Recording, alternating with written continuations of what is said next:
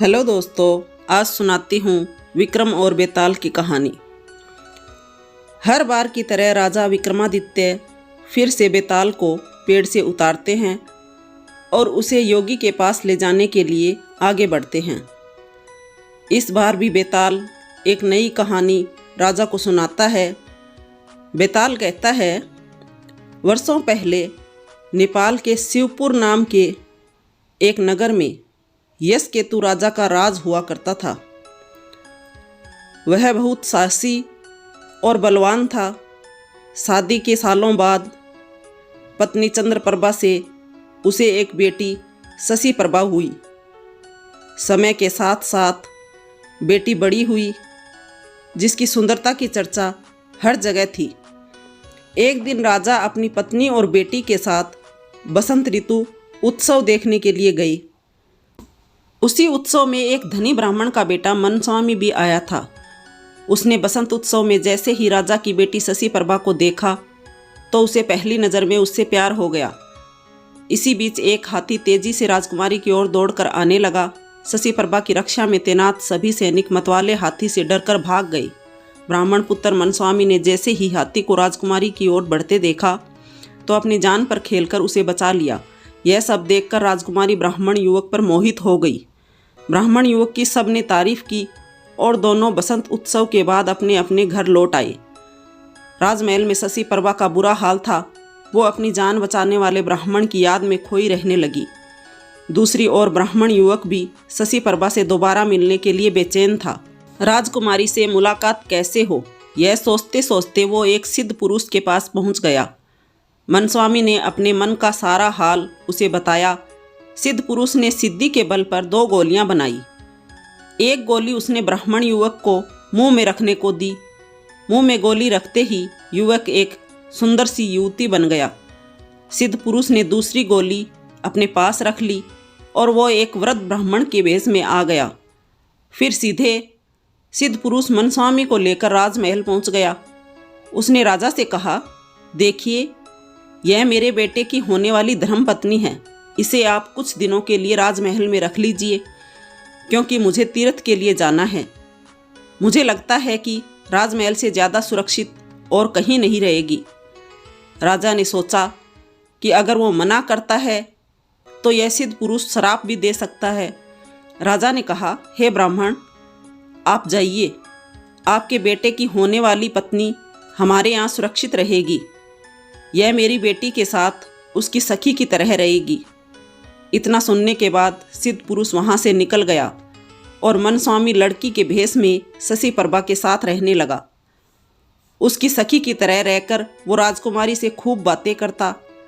एक दिन मौका पाकर मनस्वामी ने उससे पूछा, आप हर समय इतनी दुखी क्यों रहती हैं?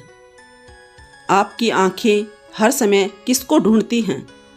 ये सुनते ही राजकुमारी ने बसंत उत्सव के दिन हुई घटना बताते हुए कहा, वो ब्राह्मण युवक मेरे मन को भा गया है। मुझे न उसका नाम पता है न ही शहर। मैं हर दम यही सोचती हूँ कि उससे भेंट कैसे होगी।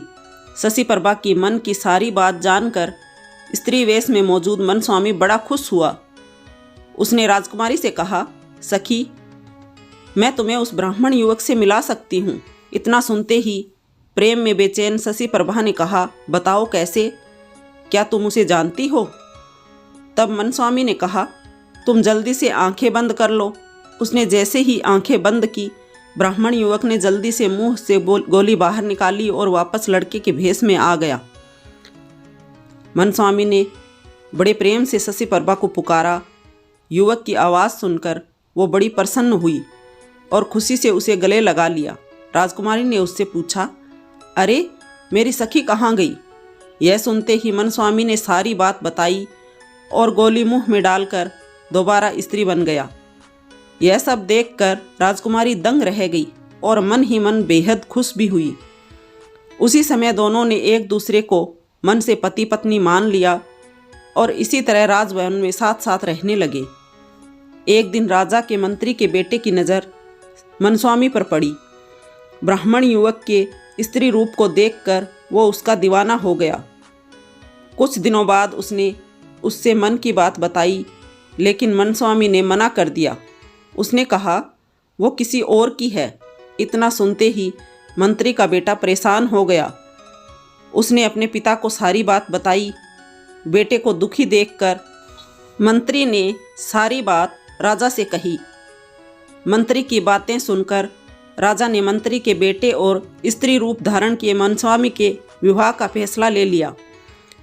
राजा के यह फरमान सुनने के बाद मनस्वामी ने कहा, महाराज, आपको पता है मेरा विवाह किसी और से होने वाला है।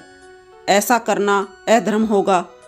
फिर भी अगर आप मेरा विवाह करवाना चाहते हैं तो राजा का आदेश मानकर मैं ये विवाह कर लूँगी। राजा बहुत खुश हुआ और दोनों का विवाह करवा दिया।